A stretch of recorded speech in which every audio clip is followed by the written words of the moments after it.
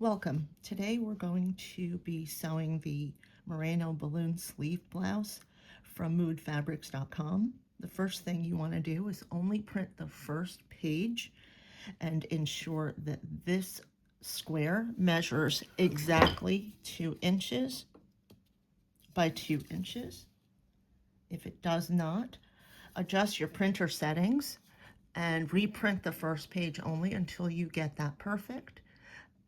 When you do, then you can print the rest of the pages.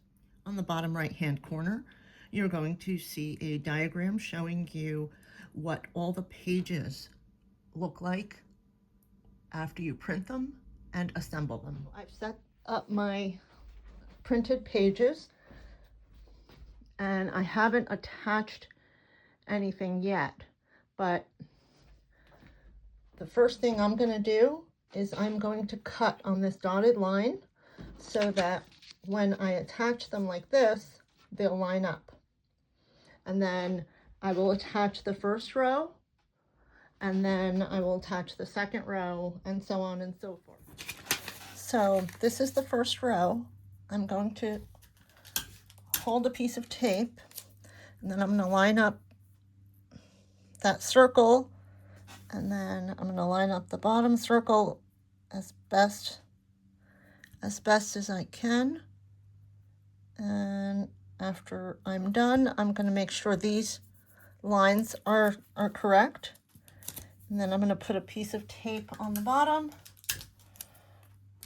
and a piece of tape on the top, and then I'm going to connect it with a long piece of tape. Let's see that again. So here's the next piece. I'm going to grab my tape first, because once I get it right, I don't want to let it go and go get my tape. If you have kids, this is where child labor comes in really handy. Unfortunately, mine are too old to fall for that.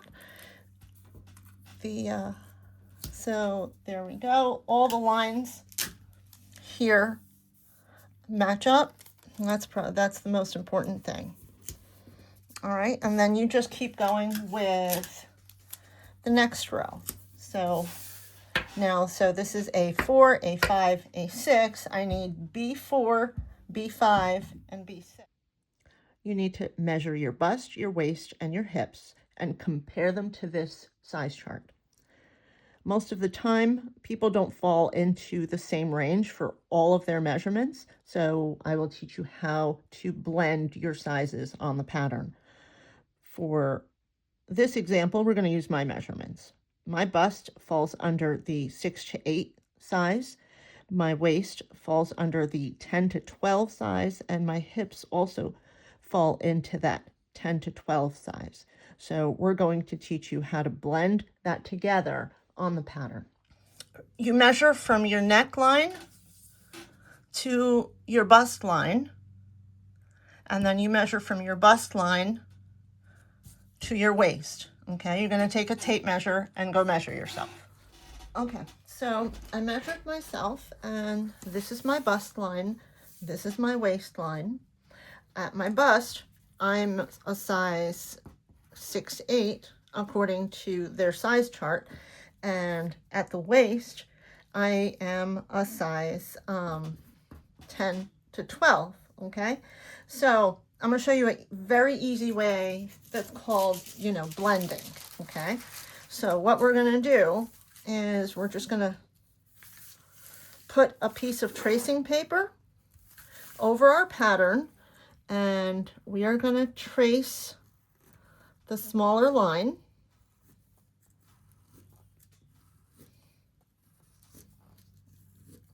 Of the pattern. So I'm tracing the size 6'8" line. Okay, and I'm just going to extend it so that I have something to cut.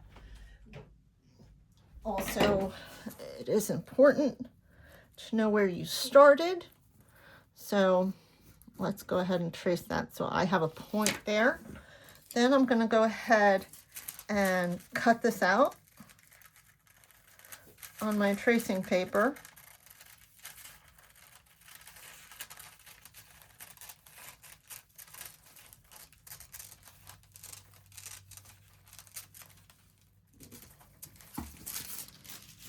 Then I'm going to put this point, I'm going to keep it pivoted on that line, and then I'm going to bring this to, I want to marry this point with the next size.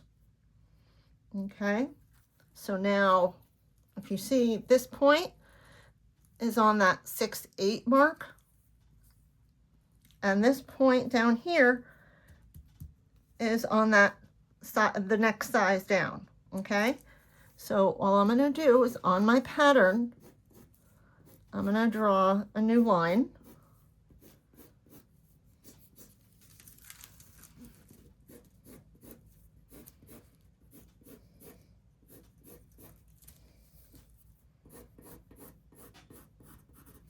So this is my cutting line.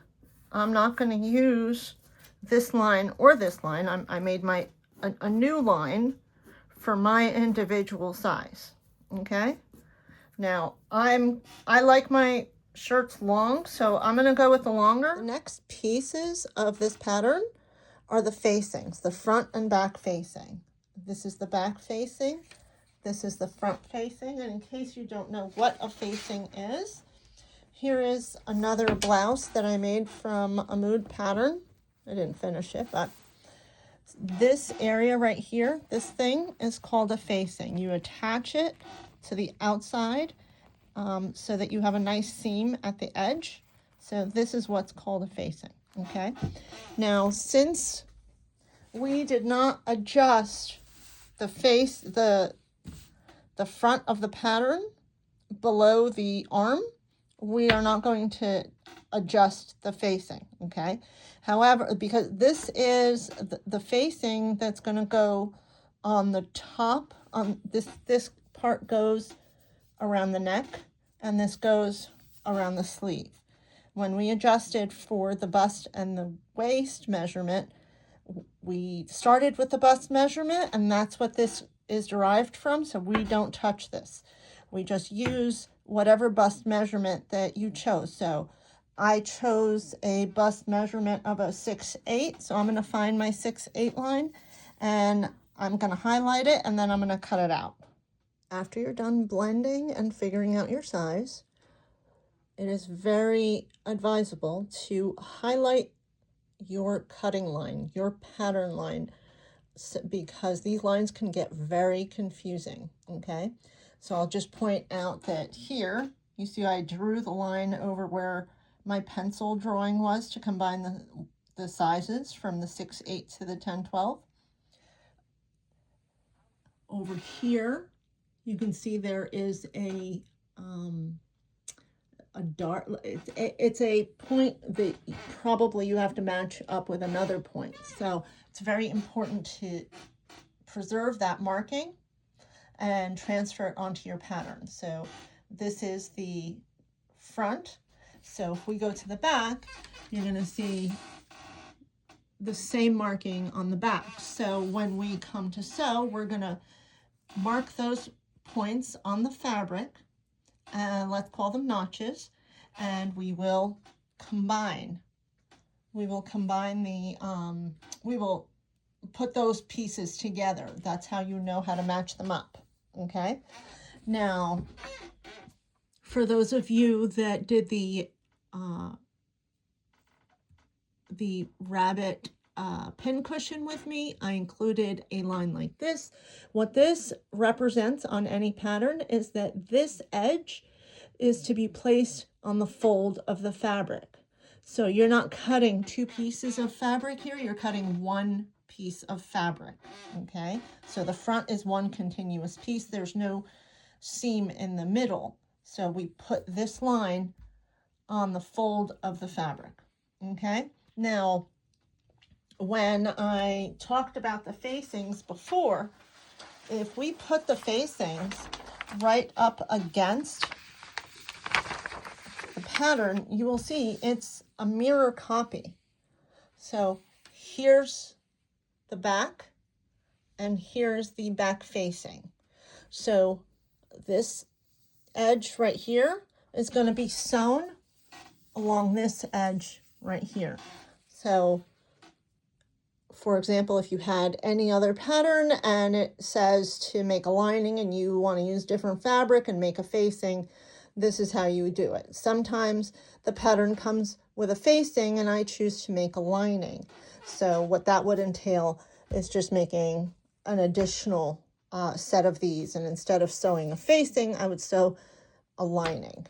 But that's a little more complicated. We don't have to get into that. Just wanted you to see that these are exactly the same. So now I'm going to go ahead and cut these patterns out. Here I've laid out my pattern pieces. Now you need a fabric that stretches in this direction, because this is where your bust and your waist are going to push the fabric out, okay? And there are no darts or pleats to gather the fabric, so you're going to rely on that stretch. So you need to find something that is a little bit light with some stretch, not too much stretch. You don't want it to be like t-shirt material, which we call jersey fabric. So the front bodice piece has to go on the fold of the fabric. That's what this little symbol means. And you're going to start pinning at the corner. You point down, you grab your fabric, and then you push it out. So this goes out of alignment. You just have to put it back and try to get as close to that edge as possible. Okay, and I do the corners first. So I point down and then I push in and then I go through the whole way. If that needle doesn't go through easily, I find another needle. I don't fight it, okay? Because not all needles are created equally. And then I just go all the way around and pin this piece. This is the piece that is the front that's going on the fold, because you only need to cut one on fold, as it says. Okay, I like placing my pins going out because they push the pattern down and I'm not pulling and tugging the pattern up and down or side to side. And I'm holding the fabric and the pattern very sturdily in place, because you don't want anything to shift just because you're putting a needle through the paper and attaching it to the fabric. Okay, then we go on this pattern. Now this pattern piece is the back, and it says cut to mirrored. So we see here, this is a grain line. Now what I prefer to do is to extend that line outwards so that I can see that line more clearly.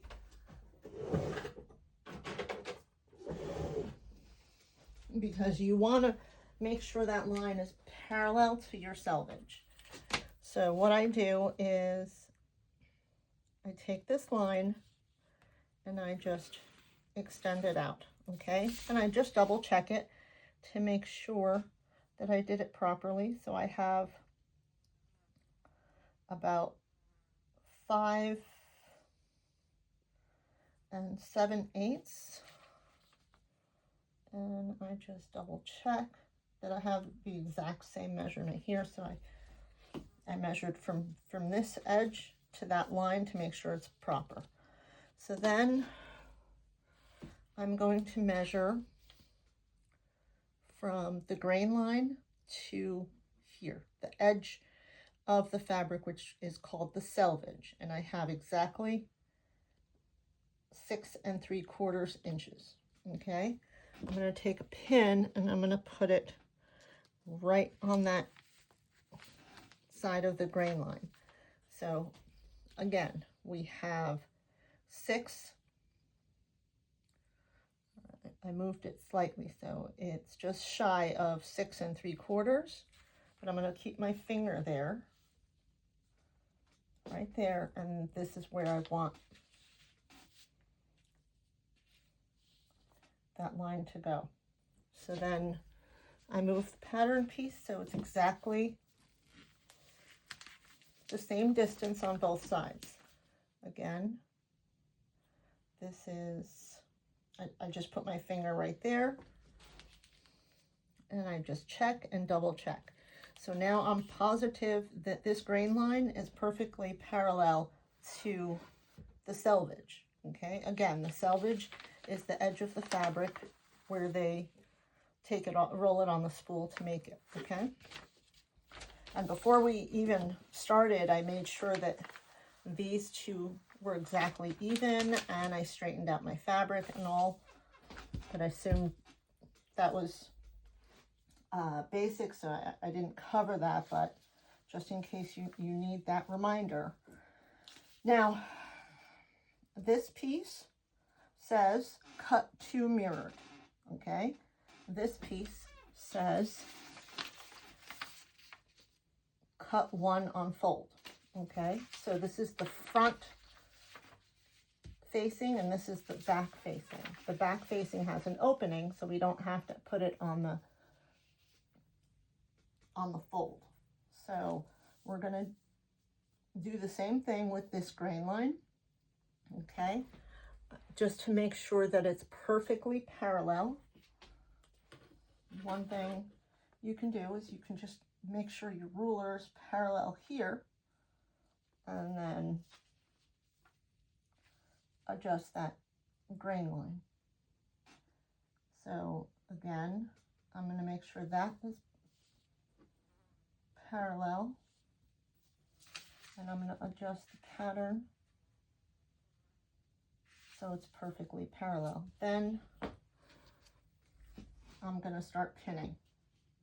Oh, needles you get bent. Now you can see how it wiggled. I'm going to double check it. So I'm going to put this on the grain line, and I'm going to check that this is perfectly parallel.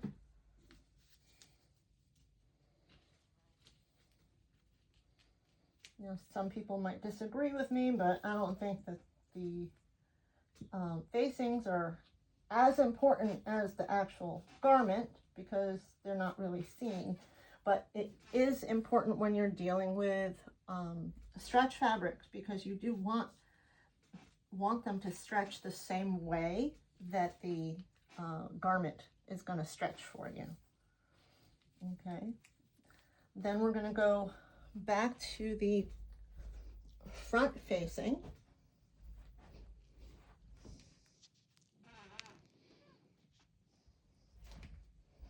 and we're going to do the same thing that we did with the bodice front.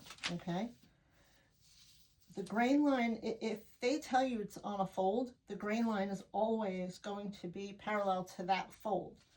A lot of patterns will not show you a grain line if you have to place a pattern piece on the fold, because it's understood that the grain line goes this way, the direction that the fabric is woven in or knit in.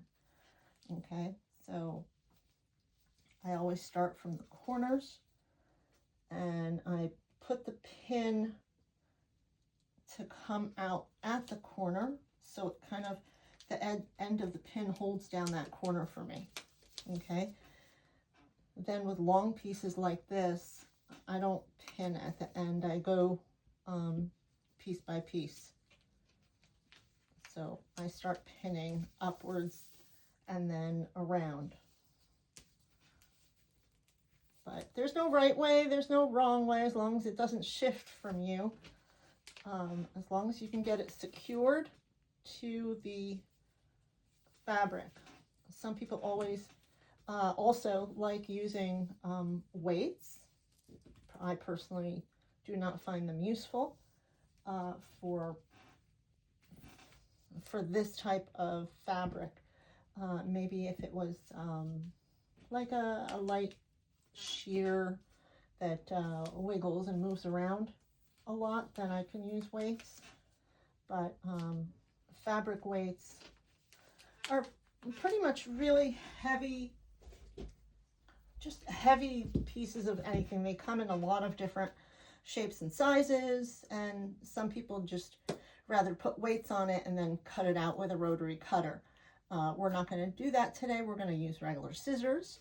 So I still have some pinning to do here, but then I'm going to cut it out. After I finish pinning everything, I'm going to cut it out, and then we're going to start sewing. So I'm going to use my electric scissors to cut these out, just to make things faster.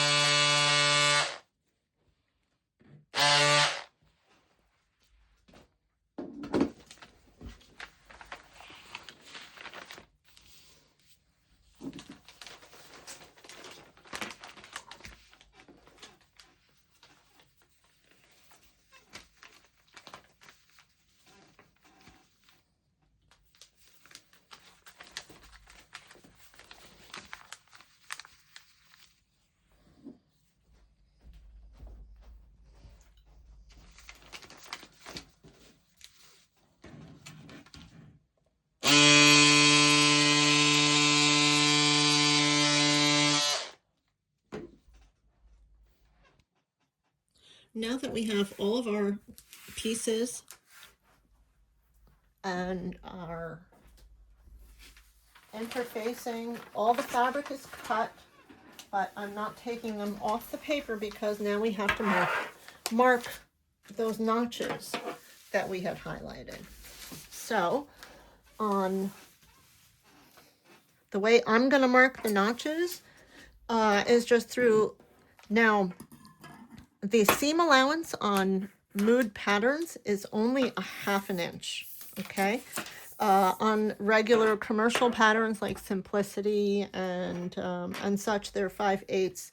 Berta has no seam allowance, so you have to add it. So I'm going to take a look at this and say, okay, this is 1/2 inch. There's my seam allowance. Seam allowance means that's where I'm going to sew. So I can't cut anywhere near that. I just have to cut this much just so that I know where this notch is. Okay. You can also mark it with chalk, but I find that the chalk comes out very easily. You can also mark it with heat erasable pens or carbon paper, whatever you like. I'm preferring to do it this way. Just a very small little notch so I know where to match up my notches. Okay, and if you recall, this is where, and I just have to make sure my little notch went through all my fabric and the interfacing. Okay. All right, so I'm finished with my notches, and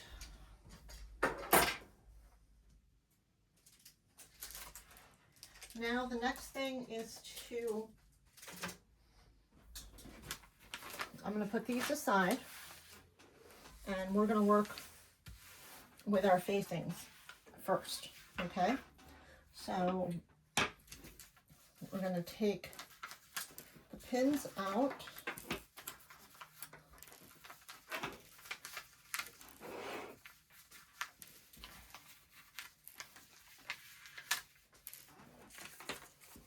We're going to do one by one.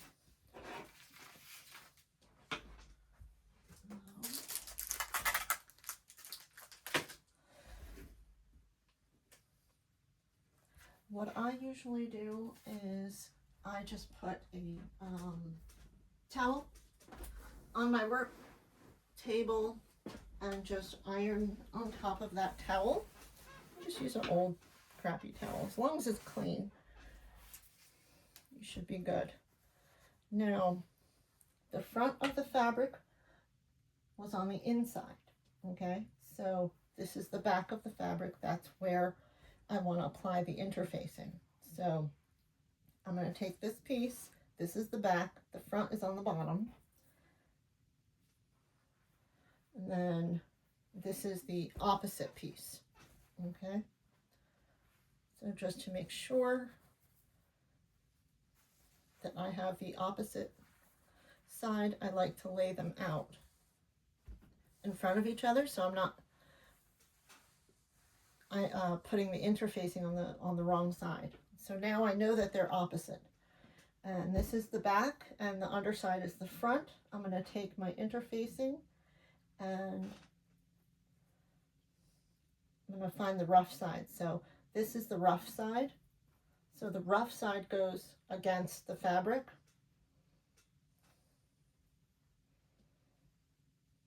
Okay. I'm going to take the other one. Again, the rough side goes on top of the fabric.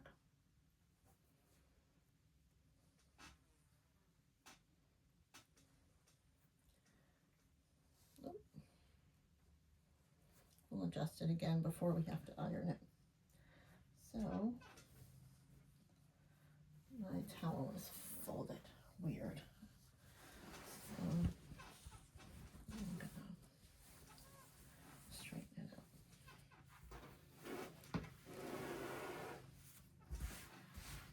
It's stained, but it's clean. It does the job. course, I'm going to lay this perfectly flat and make sure there's no bumps or anything weird going on. It has to be perfectly flat so the interfacing, when I press it, there's no creases, okay? You just take your iron. Now you have to read the instructions on the interfacing when you get it. It'll tell you exactly how to do it. Each brand and thickness has different requirements. This one only requires to just hold down the iron for 5 seconds or so on a medium heat setting.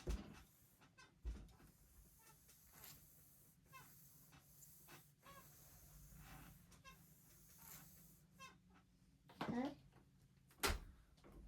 so there we go.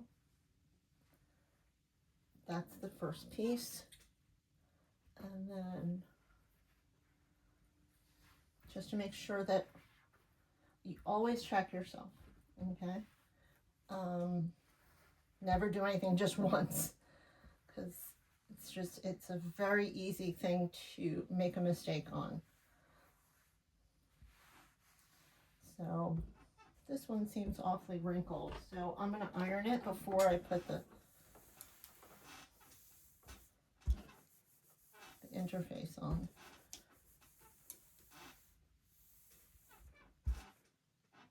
Okay, so they're opposite. The interfacing is facing me, and that's what I'm doing here.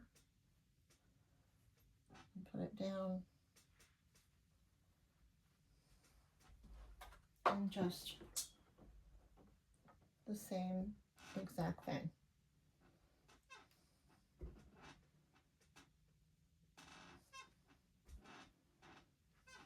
Okay.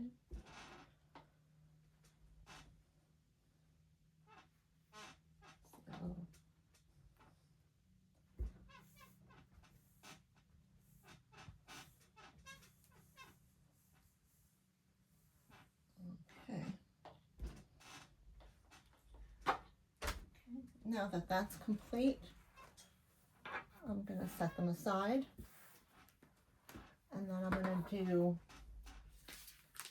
the front. Now the front we placed on a fold of the fabric and of the interfacing. So this is going to stretch across the neckline and down the sleeve on both sides, and there's no break in the middle of that front, so this is one continuous piece.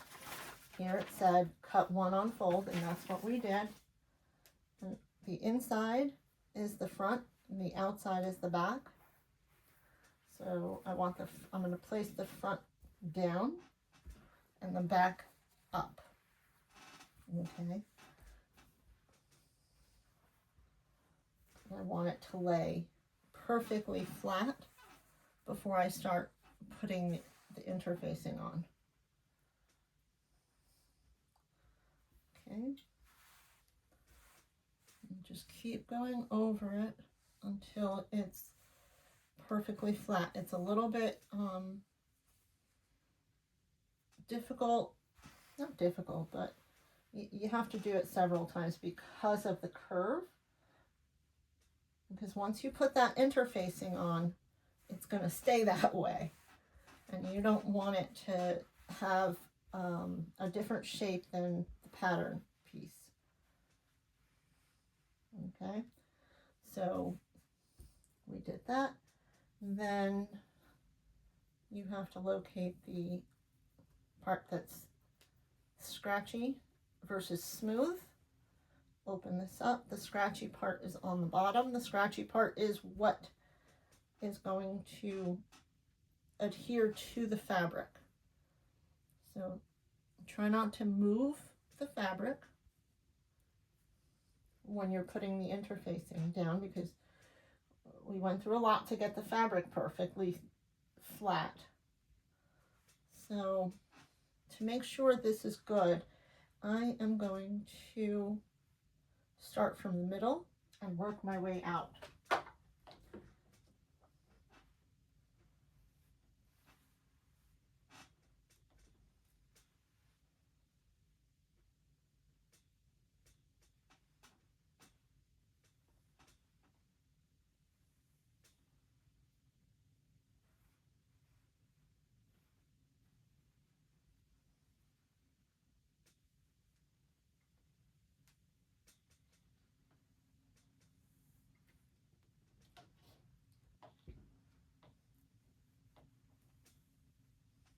I'm trying to avoid these creases so as not to hold it in the same spot for too long.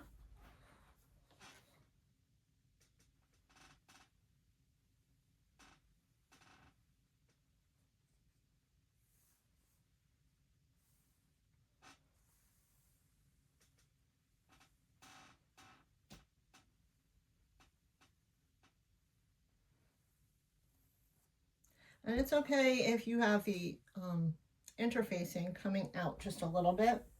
You still have, you have 1/2 inch seam allowance.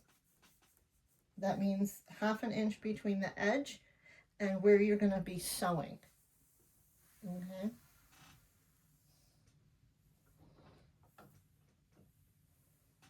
Just to make sure it fully adheres. Just going to run it over a couple more times.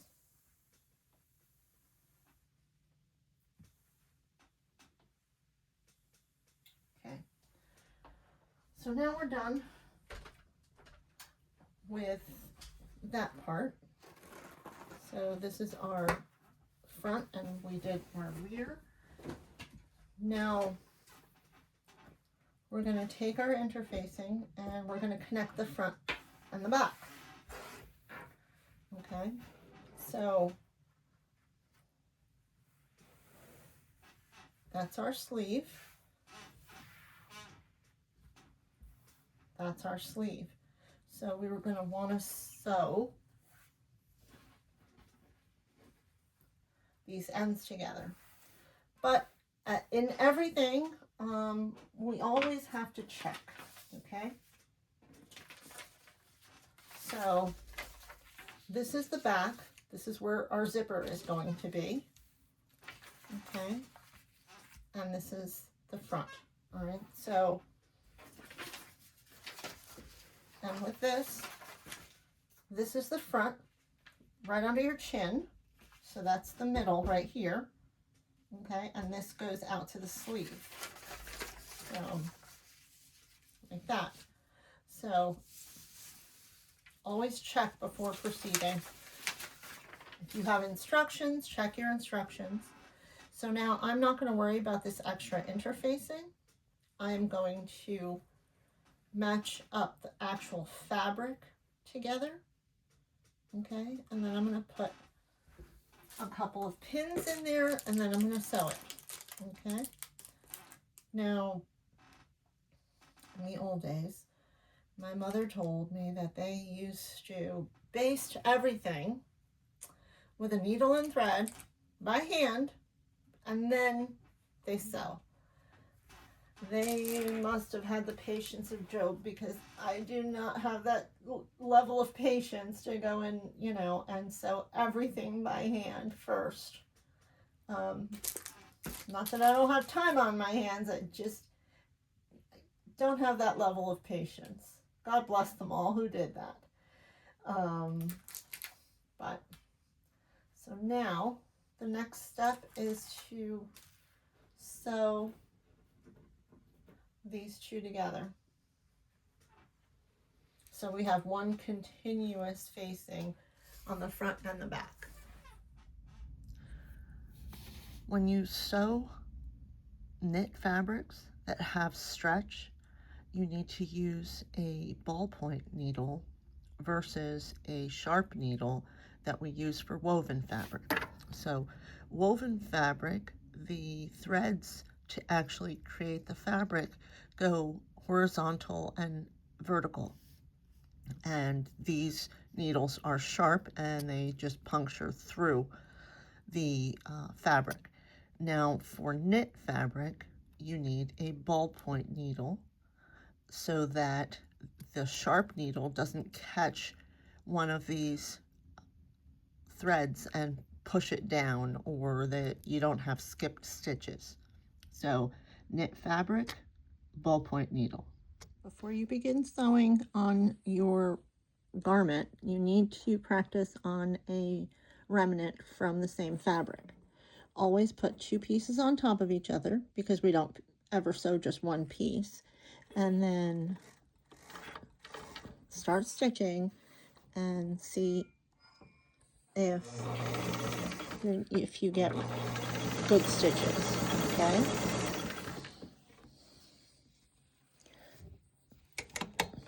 So it looks like I have pretty good stitches. I don't see any that skipped.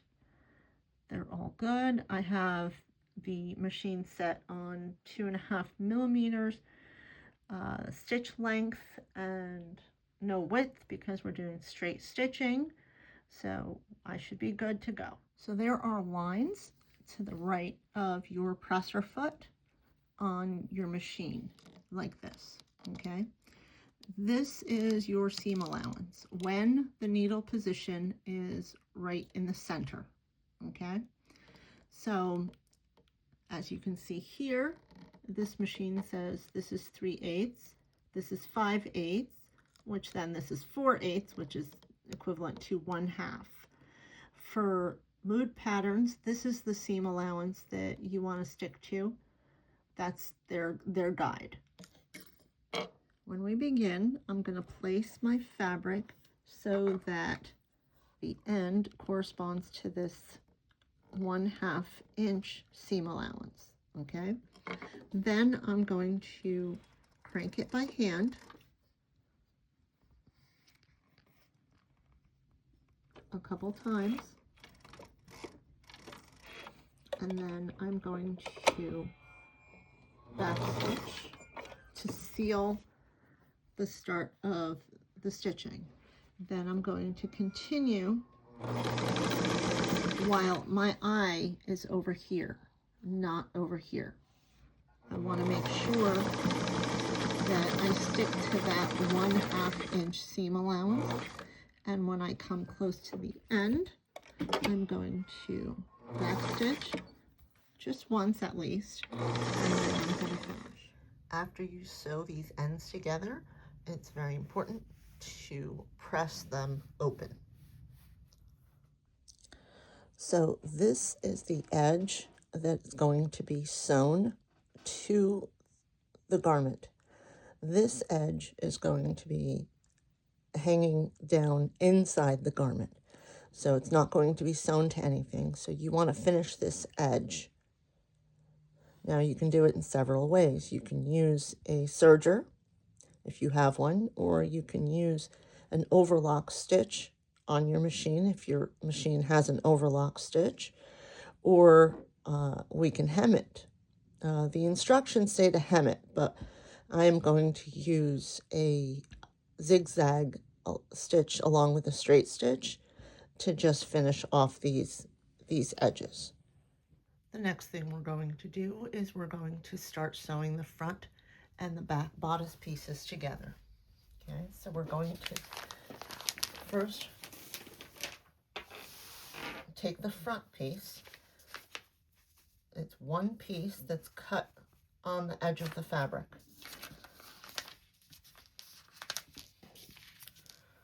We're going to unpin it from the pattern piece. And if you recall, the inside of the fabric was the front. Okay. So now this is the front of our front bodice. Then we're going to take our back bodice piece, and we're going to do the same thing. We're just going to take off all the pins and detach it from the paper pattern.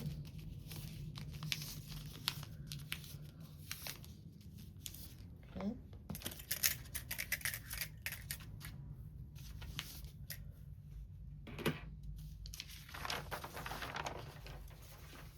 Now the inside is the front, okay? And we want to marry the front with the front so that after you sew them together and turn them right side out, you've got both fronts out. So I'm going to take that piece and put it there, and this piece and put it here. Now, what we want to sew now is the side seam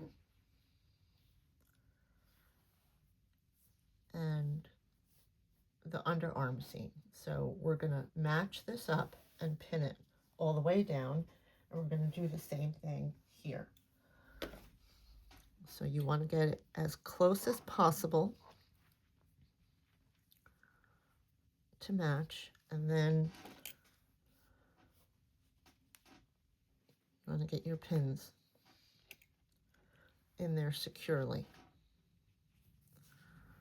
Okay, and double check that you're sewing them, you're pinning them properly.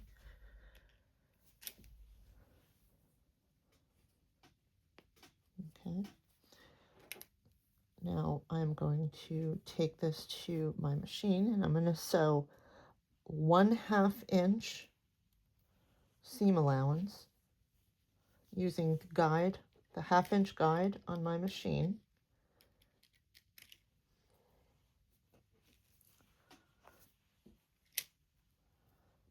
There we go. I'm going to do the same thing on the other side, and then I'm going to sew up and then down, leaving a 1/2 inch seam allowance on both sides.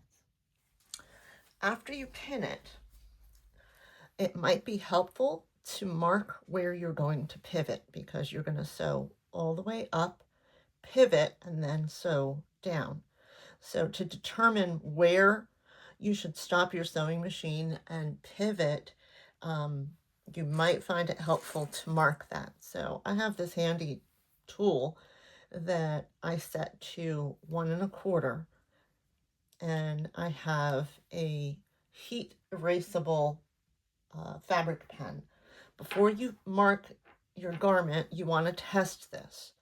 So I am going to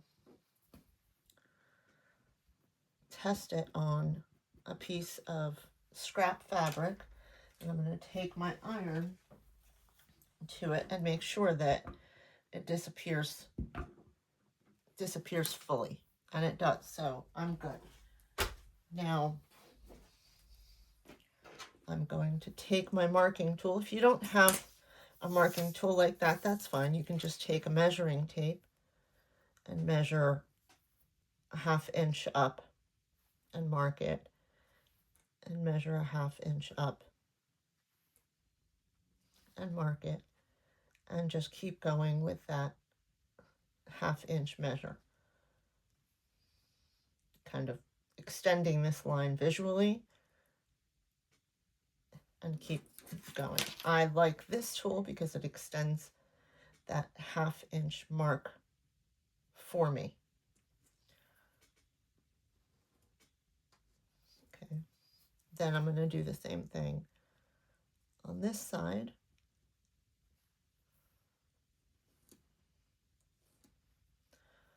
So these lines are where I'm going to sew.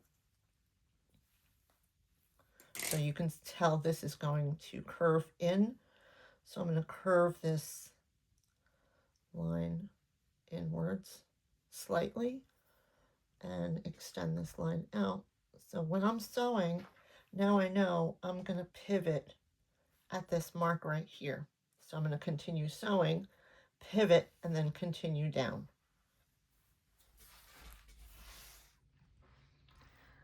So when you come close to that point where you have to pivot, you're going to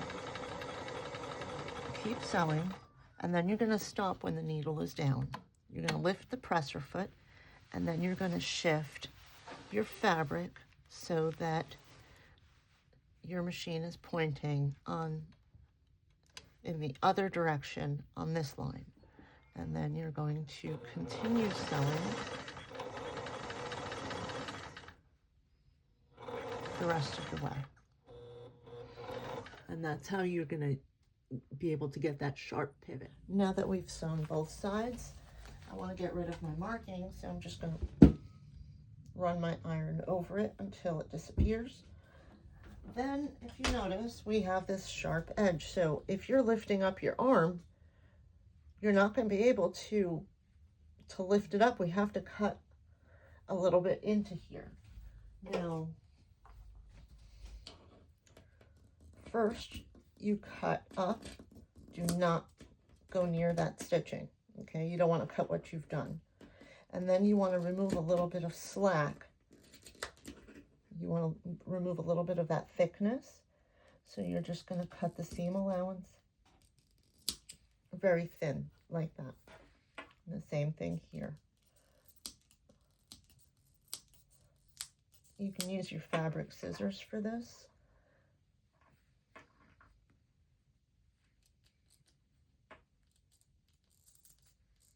It'll probably look cleaner than my little clippers.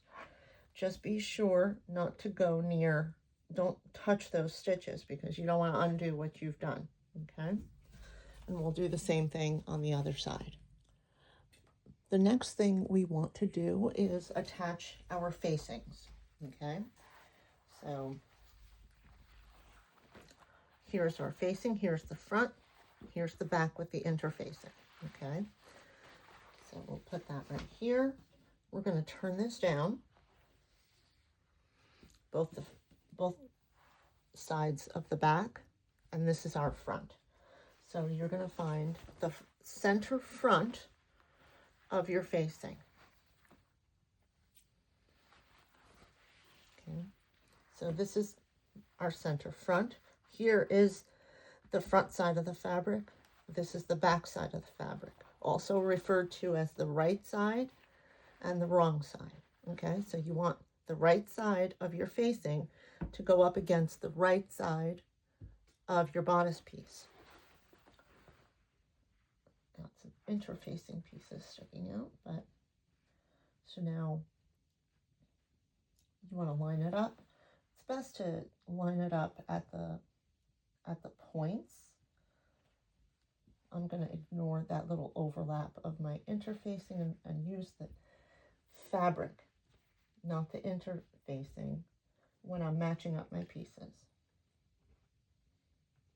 Okay, I'm going to do that. And then this side. Now, if you recall, we put some notches. Here's my little notch that I put in here, and there's my little notch, so I'm going to line those up.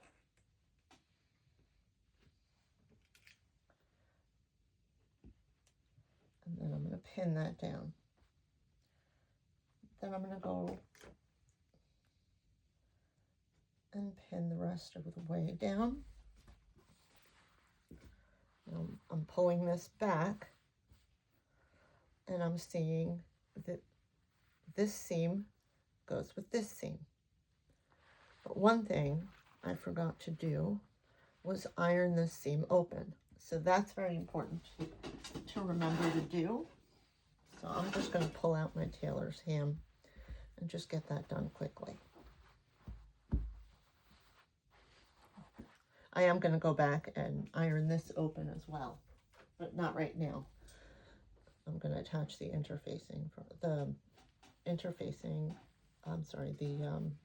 facing first. Okay. And while I'm at it, I'm going to do the other side.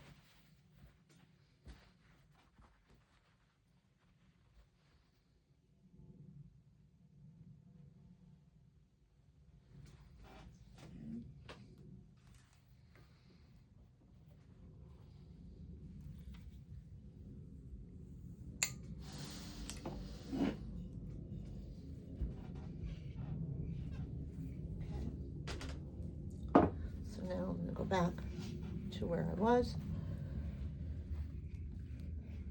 and I'm going to keep going with this, and I'm going to line up my seams. So this seam is going to line up with that seam. And I'm going to pin the seam together. So I'm going to puncture this side at the seam, and I'm going to look on the other side, make sure it comes out at the seam, and I'm going to put it in on this seam, make sure that it's actually in the seam, and then I'm going to line that up with this seam. So I know that my pin is directly straight seam, so when I'm sewing, I know that I'll be matching up that seam. All right, and a couple more pins over here to make sure I'm lined up. I'm going to pull this out. I'm going to want to keep going with this and pinning it all around. But to get it accurate, I really want to flip it over. So instead of I'm going to leave that for later, and I'm going to do the first part, the same part of this side. Okay. So my notch is right here. I'm marrying it with this notch right there.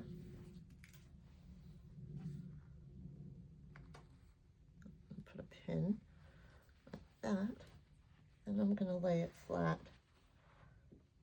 and just pin all around.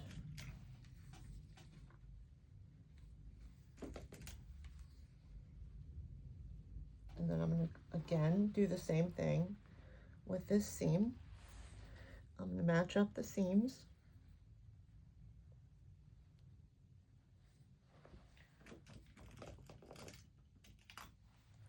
And I'm going to put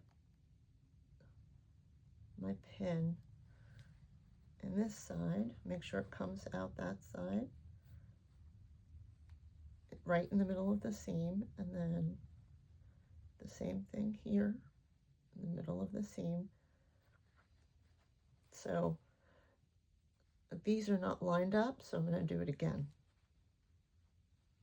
I'm going to push this down a little bit and do it again. This time I'm going to hold these two even at the top.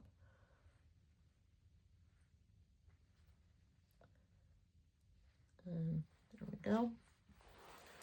So now I've pinned this side. Now I want to continue pinning the back facing, but I need to straighten out the back facing so that I can get it correct. So I'm going to start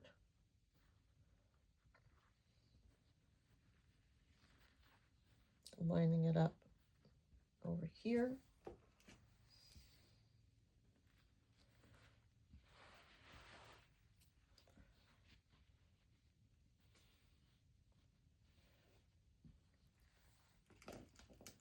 Make sure everything is laying flat on the table. You're not stretching it out to make it fit. And if all is proper, then this fabric will align all the way at the end. So this corner is in alignment, everything is in alignment, because we cut the same size out for our facing pattern as we did for our bodice pattern. So everything should line up properly.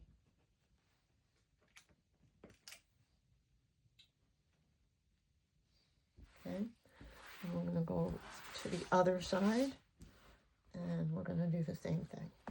Okay, you can start here or the other side, but we already know that it lines up. Everything was cut symmetrically.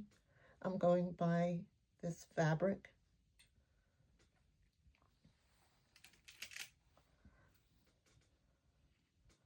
I'm just going along and just pinning. Now I'm going to take this to my machine, and I'm going to sew 1/2 inch in according to the seam allowance guide on my machine, and then I'm going to just sew all the way around. So I'm going to show you a common mistake and how to fix it.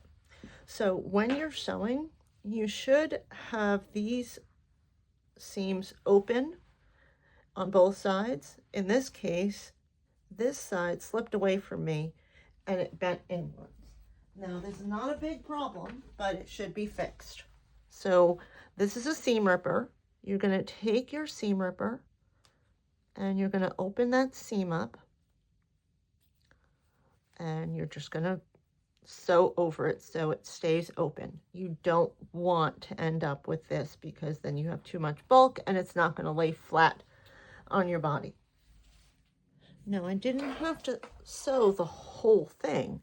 I just reinforced where the seam was. Now we are going to be flipping it right side out to wear it. So if you look at the shirt, the front is going to be like this, and there's a lot of bulk in here. So we want to remove some of that bulk. So to do that, we're going to cut or trim down the part that has the interfacing on the facing. So we're going to trim down the facing. So you're going to separate the front bodice from the facing, and then you're going to trim. Get close, but not too close. We just want to trim some of the bulk. Make sure not to grab the bodice side of the fabric, just this side. If it helps, you can lay it flat, pull this back, and cut this way so you're sure not to grab the bodice fabric. Okay, and you're just going to do this all the way around and just cut that bulk off. When you get to a seam, obviously you're not going to cut through the seam, so just cut until you can, and then cut upwards, and then continue on the other side of the seam. So you'll still have a little bit of bulk at that seam. You might find it helpful to pin back the bodice seam allowance to help you identify and cut the facing seam allowance a little bit faster, but it's your choice how you do this. Just make sure you leave a good amount because we're going to need to understitch this.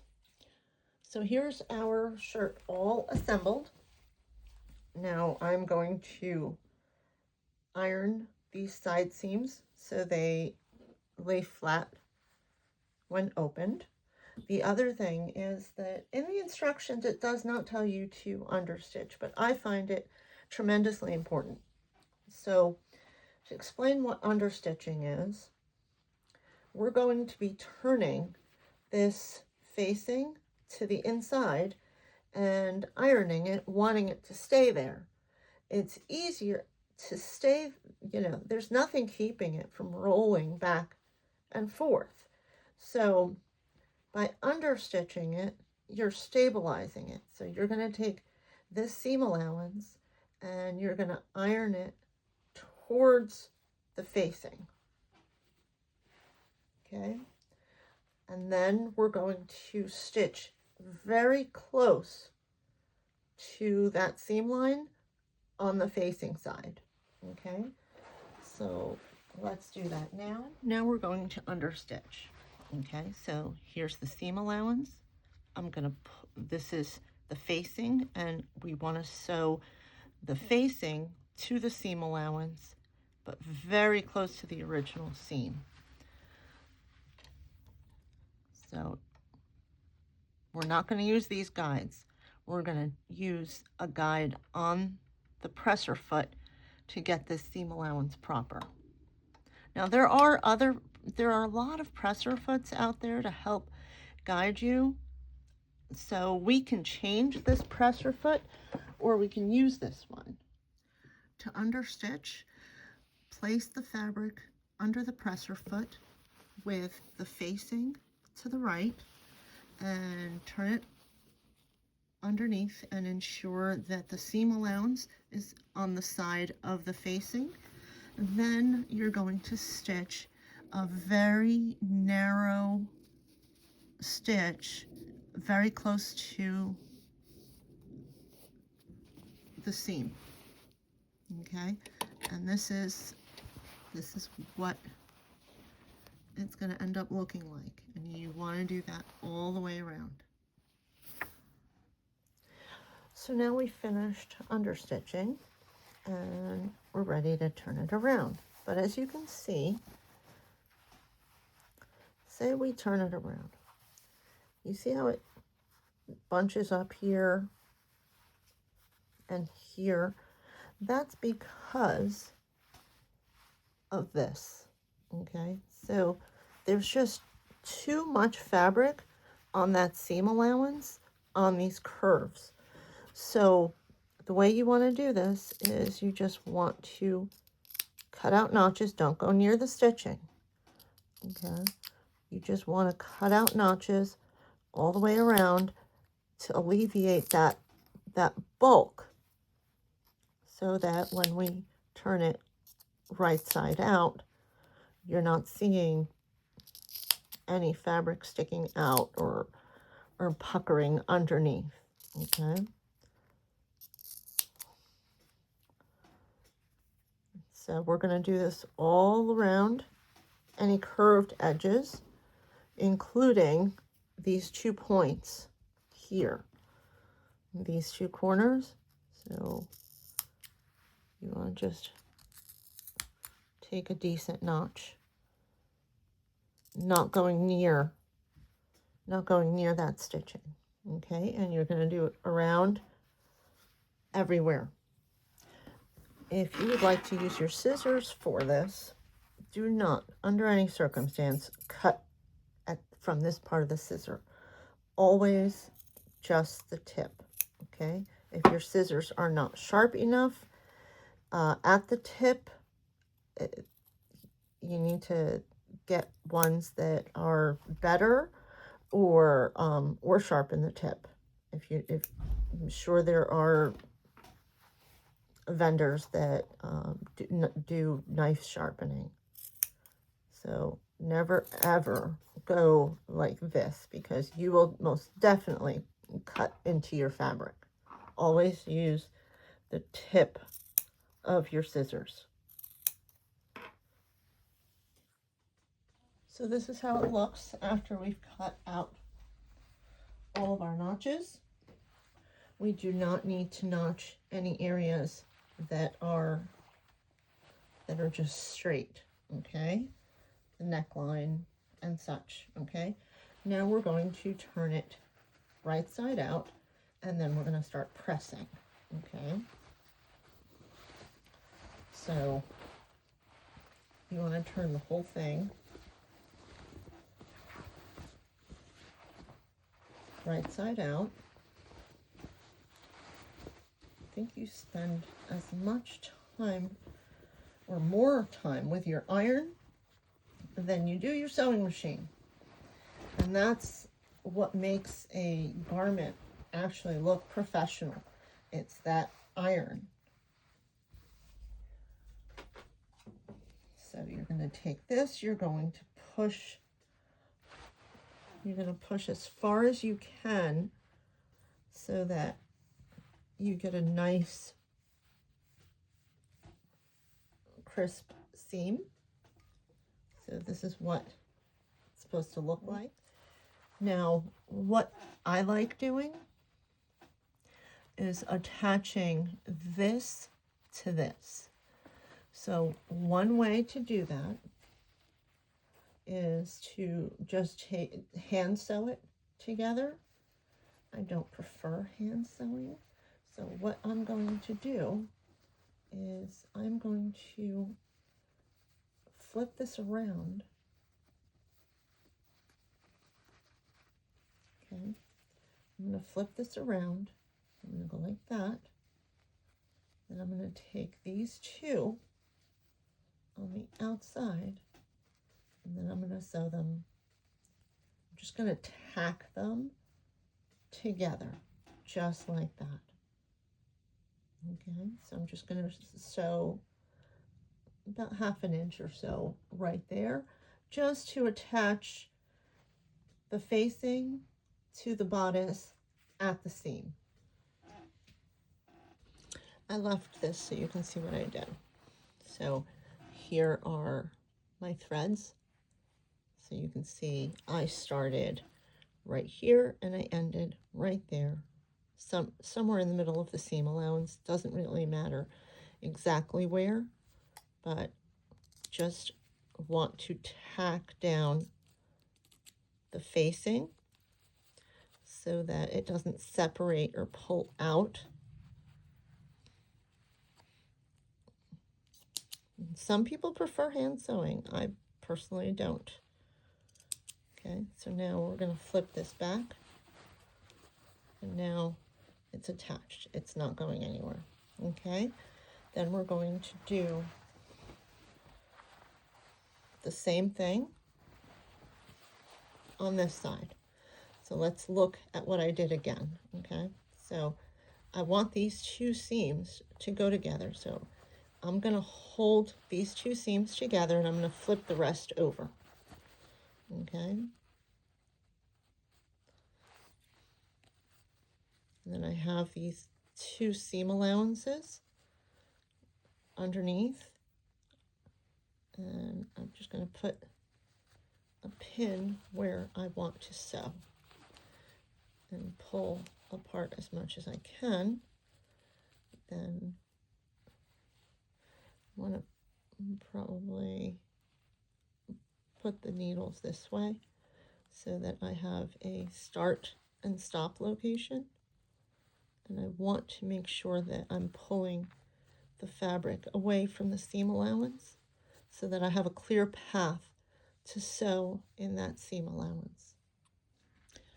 Now what we have left to do is to attach the back to the front, put in a zipper, and hem.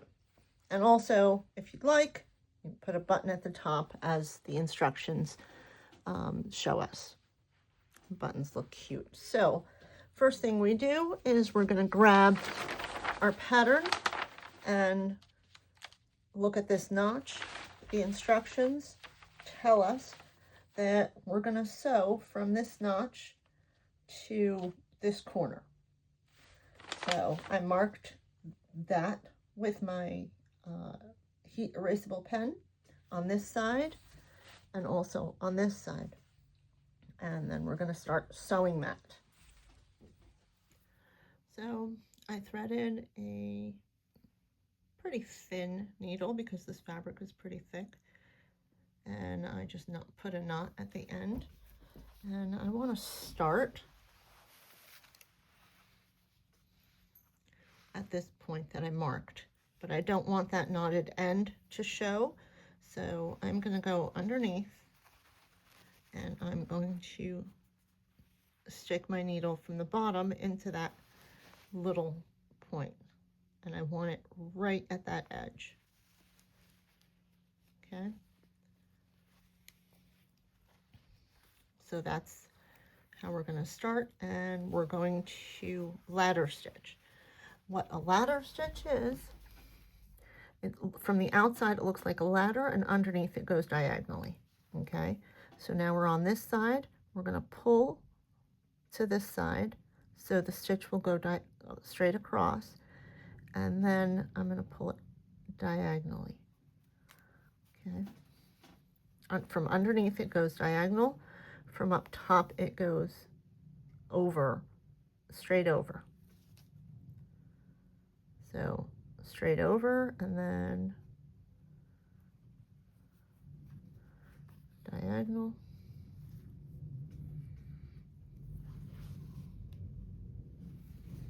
straight across, and then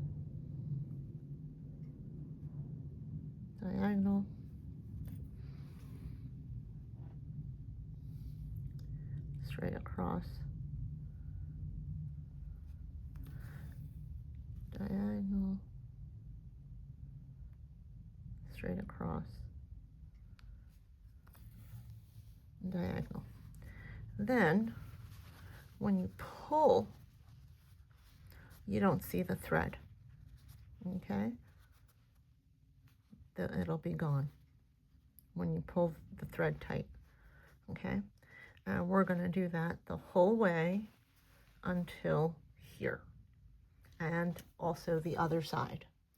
Then when you reach the very end, what you want to do is, first of all, make sure it's pulled tight enough but not too tight so that you don't see any of those threads, okay?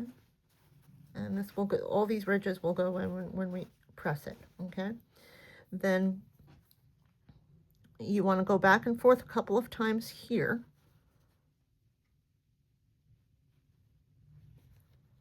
Okay, that should be enough. Then you want to hide the knot again, okay? So I'm going to put my hand underneath so I can grab the edge of that needle, okay? Don't hurt yourself, but feel the needle from the underside. Okay, flip it over. There you are. There's that needle. Flip it back to make sure that you don't have any thread hanging out. Okay, we're good. Now you want to tie this off.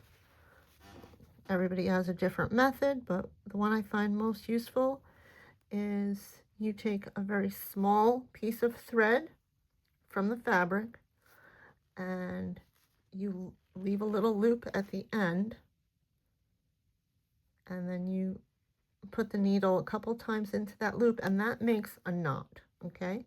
Then after you make that knot, you want to just loop around just 1 or 2 pieces of fabric thread. Make sure it doesn't go through the other side. Just a couple of times, and you're done. Anything else I think is overkill. If you want to keep putting knots in, you can. But this is what we have, and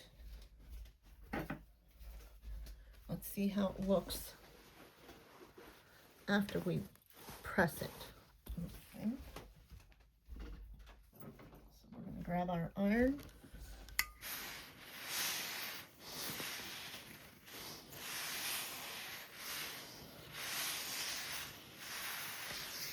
Okay, and there is our shoulder seam. Perfect. Next, we're going to install an invisible zipper.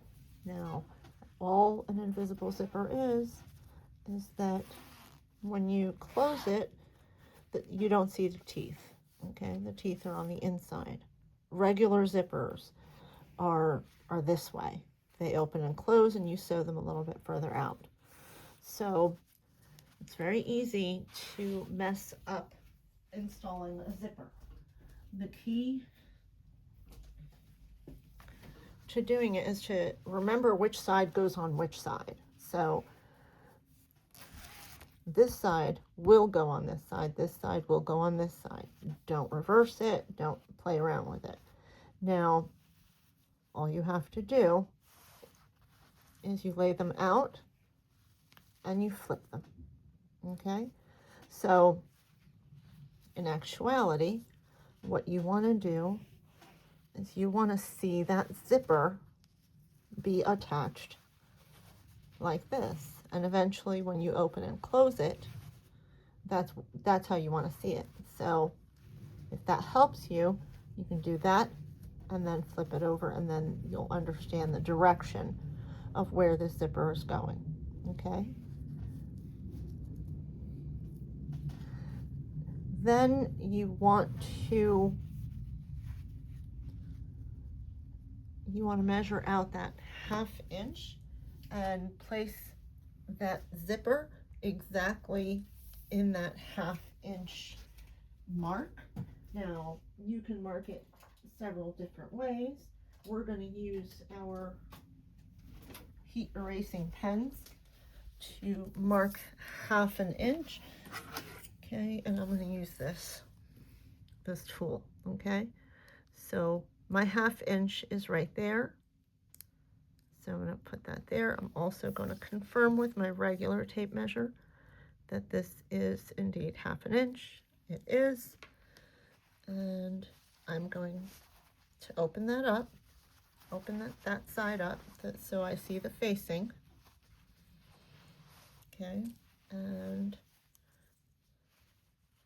I'm going to mark 1/2 inch. That's where I want that zipper to be.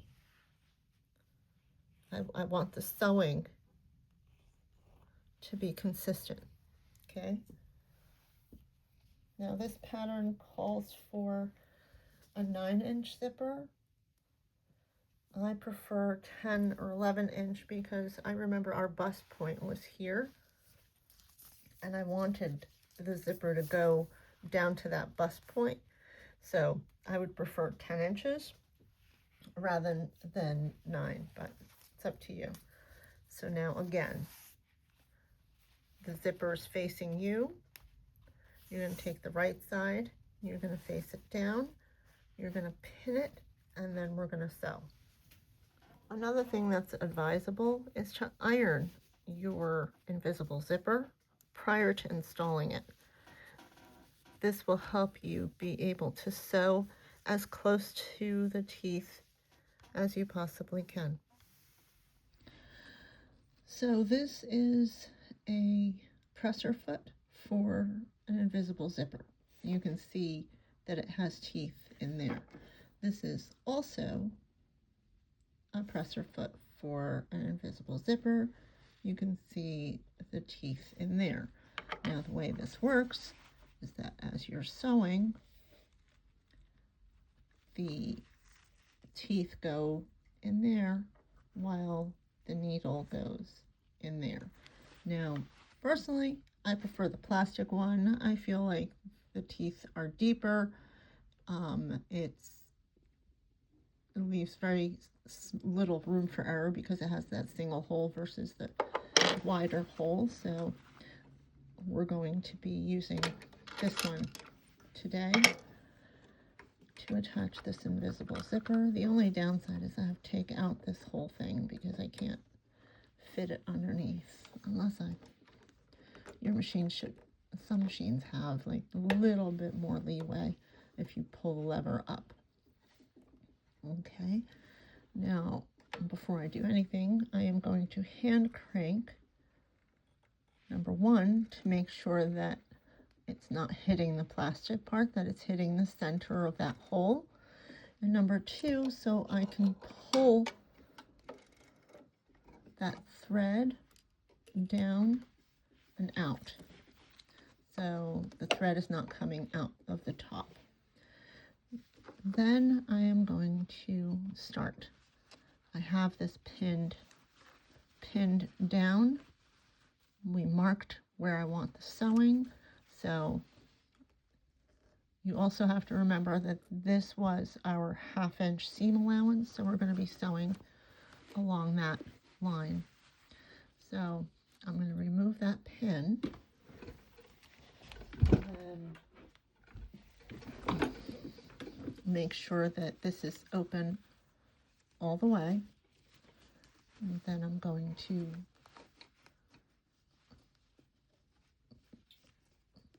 place this down. I'm going to make sure that the edge of the fabric is on that 1/2 inch mark, and then I'm going to lower my presser foot. Now see, it moved, so I have to raise my presser foot until I am lined up against that 1/2 inch mark. Okay, because that's our seam allowance. We want to stay consistent with that. Okay, now I am going to hand crank twice go back and I'm going to remove this needle because it won't sew over these needles. And I just have to make sure that I stay consistent with this 1/2 inch mark.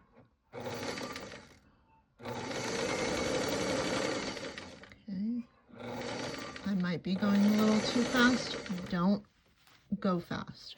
Just take it slow and get it right. My priority is getting the edge of the fabric to that 1/2 inch mark. So I'm holding it down here. I'm not pulling, tugging, anything.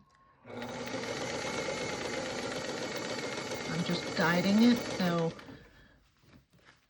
it's going in where I want it to go.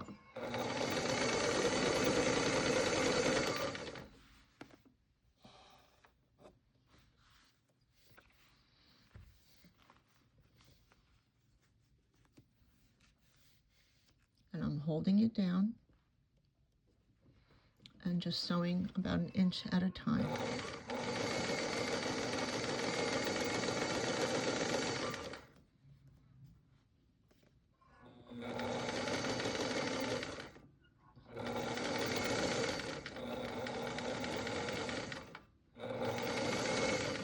Okay, now I'm going to back stitch and forward stitch to seal it. And we're done with this one side. Now we want both sides to be exactly the same. Okay, so we want to mark on our zipper our starting point because we want to go to the other side and have the same starting point. Okay, so we've marked that and we sew on the other side, so I want to make sure it comes across. So that's my starting point. Then on this side we want to mark where we stopped. So this is where we stopped. We're going to mark that on this side and carry it over. Let's see where I marked and carry it over to this side. So I want to be sure to know where I stopped and where I started. Okay.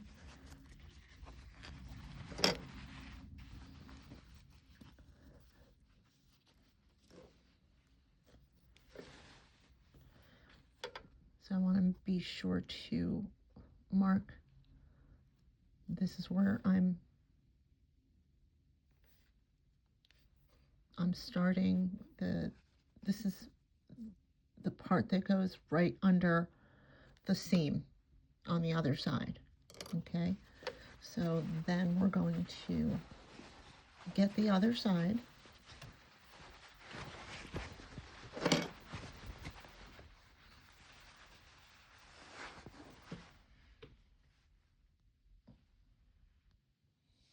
Okay.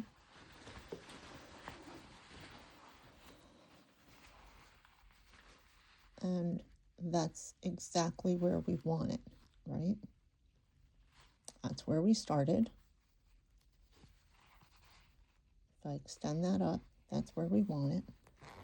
So we're going to open this up. Remember, this goes on this side, but we're going to flip it over. If you need to be sure, go like that and you'll know this is how you want it to look. Then I'm going to place my mark, my zipper right there, and that's where we're going to start it. That's the most important part right now. So now I'm going to move everything over. I'm going to pull this zipper through so it's at the top, and we're going to do the same thing on this side. we're going to put this edge on the 1/2 inch mark and then drop our feed dog. Oh, I'm sorry, our presser foot. So I have it on the 1/2 inch mark, and now I'm dropping that presser foot. I'm hand sewing, back stitching,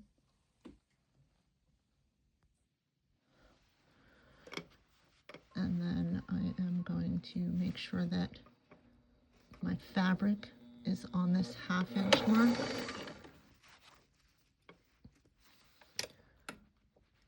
While I proceed, okay?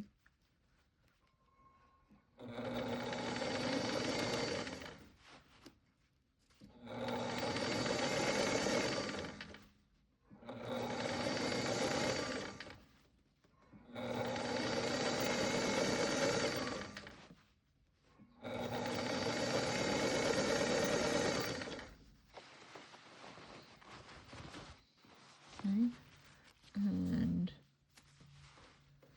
my stopping point is right there, okay?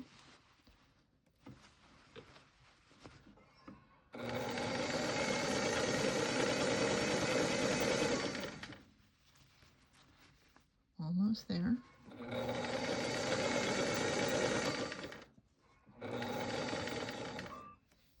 Okay, back stitch, and we're done. Okay, so now we're going to sew the facing down like that, so that when we flip it around, it's nice and clean. We're going to use, this is a regular zipper presser foot, not an invisible zipper, just a regular zipper presser foot. I'm going to put that there, and you see how our needle is in the middle? It cannot be in the middle. I have to move it either to the left or to the right so that it doesn't hit that center.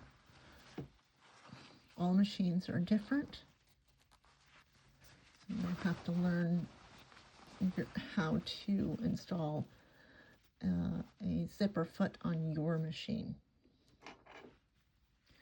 I am going to make sure this seam is right there, and then I'm going to place a vertical pin just so that I have the right location. Now the zipper is on this side, okay? And what I would like to be doing is, after I put this down, the needle goes right between that zipper and this foot right here. So let's pull that out. And we're going to start at the top, okay? You don't have to grab the seam allowance, but you're going to have to feel your way through and make sure that the zipper is on this side, okay? And hold your thread. As you can tell, it's not passing under the zipper foot, okay? You can also push it to the other side. And since your fabric is super thick at the start, it might not be that easy to feed through. But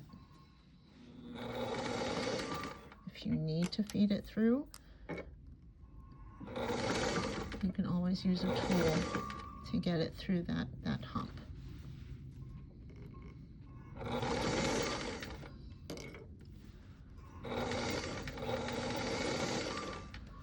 And remove the pin.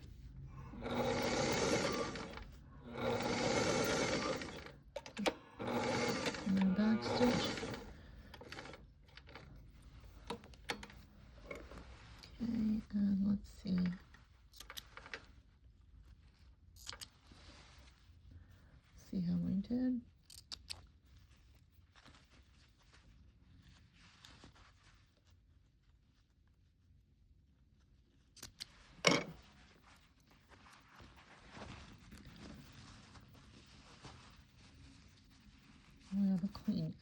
we just have to cut that excess fabric on the inside, and then we'll have a clean edge.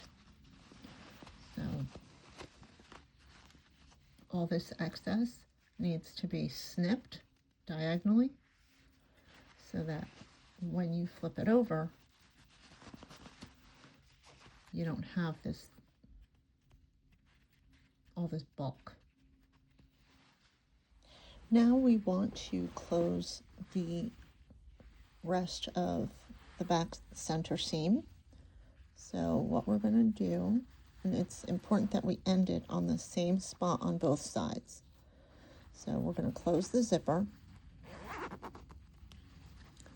and we're going to fold both pieces against each other this way, and we're going to put a pin straight this way. But you also want to make sure this is out of the way. So you also want to place a pin this way to make sure that you're not catching any of this. Then you want to sew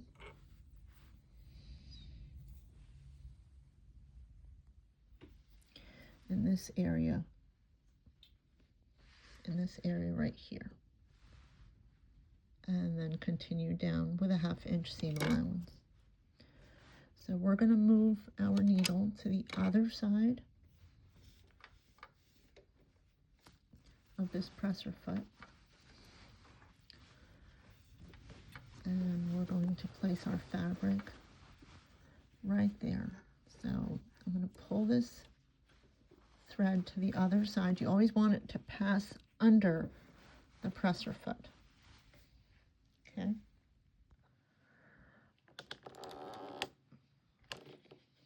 And what we're going to do is we see where we stopped.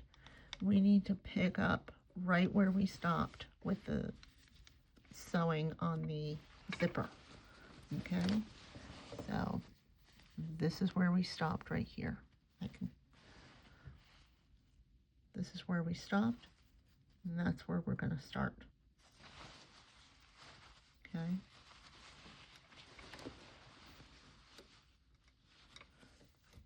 I'm going to pass the thread under. Oh, this came loose.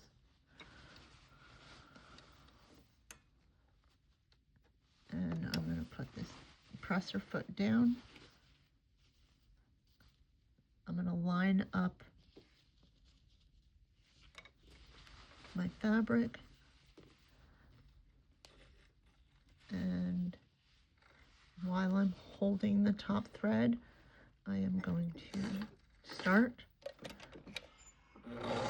and then back stitch,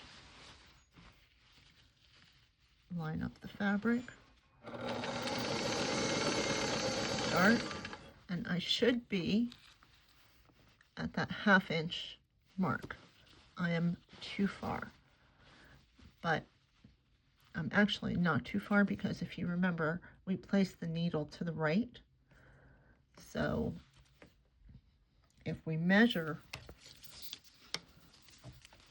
from the needle to that edge, we're at 1/2 inch right now. So that's good. When we move it back, then we'll have to make sure we're mindful of where that line is. So for now, I'm just going to, let's remove this pin. I don't want to continue using this foot now that we have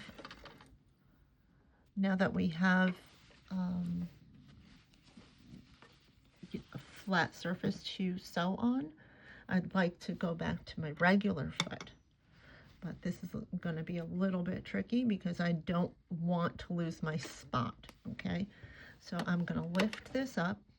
I'm going to leave the needle in the fabric so I have my spot. I'm going to pull this off, and I'm going to put this back on. Now it's just a little bit tricky to put this on without bending the needle. I'm gonna have to pull it up a little bit, but hopefully I can put it right back down without moving anything, and then then we're good. Now, with the needle down in that position, I'm gonna move it to the center, and that should put us back to our 1/2 inch. Okay. Now, to be sure, I'm going to raise this and take a look and see if I'm in the same spot that I was sewing in, and looks like I am.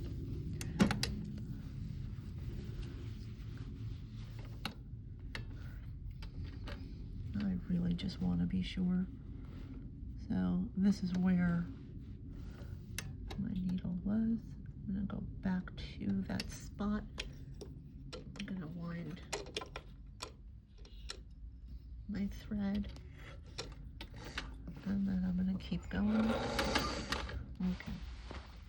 I have to make sure that my top and bottom are aligned.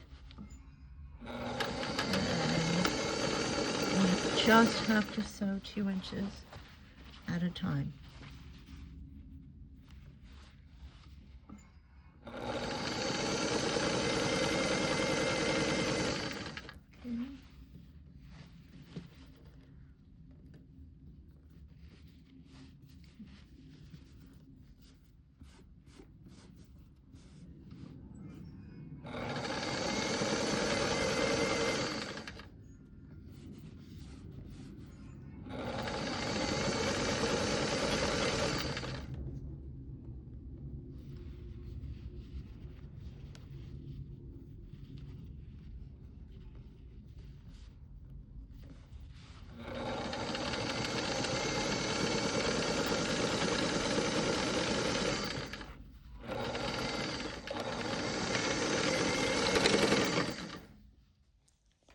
So now we finished our back seam. We also have our side seams. We need to press our seams open.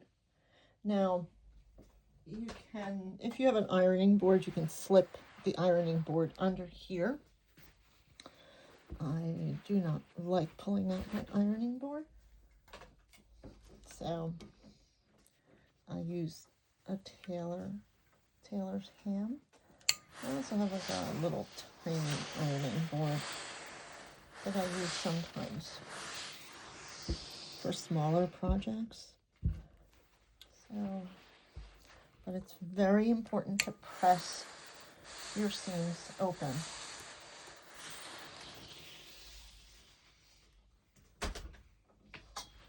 Also,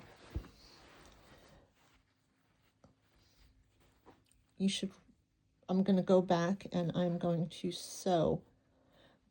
tack the zipper down so it's attached on the edge of the seam allowance, so we don't have one of these situations going on. So I'm just going to sew it this way, and that's pretty much it. But for now, just want to stress the importance of pressing your seam allowances. It really makes a huge difference in how the garment lays flat on the body.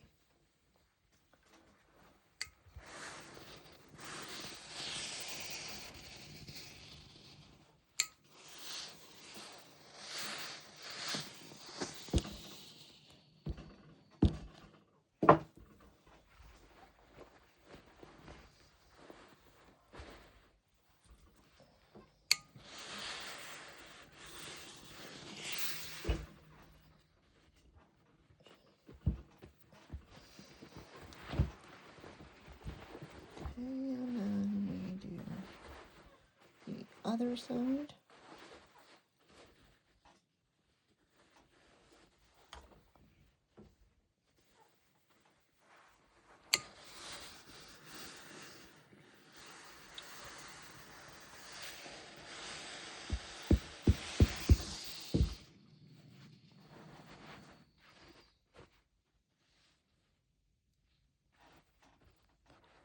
Stretch the fabric so that you get a really crisp seam. Okay, and when you're finished, flip it over and make sure that you did it properly. Okay, and so sometimes you'll find that you have some excess here that you cut. I like pressing both sides. Eventually, I'll press the whole garment before I wear it.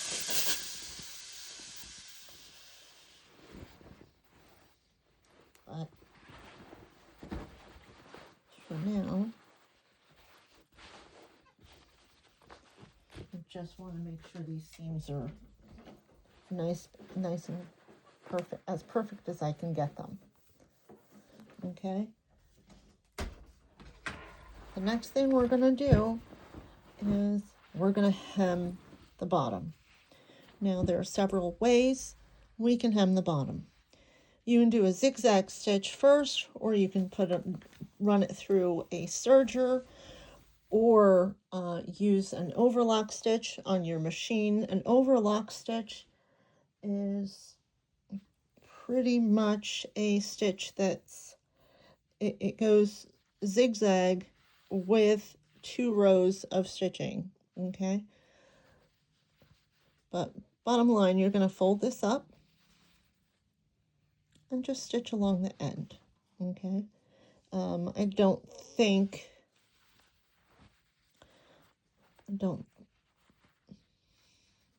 a blind hem is advisable, but you can try it if you want to. All that is stitching that just takes one piece of thread from the front and then attaches it to the back. But you can do it however you want. I am going to just straight stitch, just a regular rolled hem. To hem it, all I'm doing is folding over the bottom. Always stitch on top because you want that top to be perfect. I don't care about how the bottom looks. I want that top to look perfect, and I'm using this as my seam guide.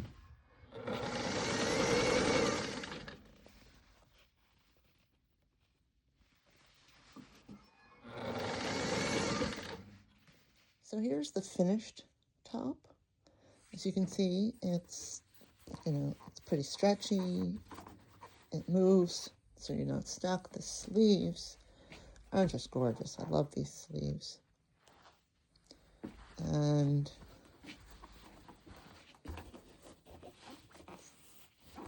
here's the back. Here's the invisible zipper. I still have to iron my marks. If you want, you can put a clasp or a button or something to close up the top, but you don't have to. And here it is. I hope you all learned something from this and will at least try to make it. Thanks.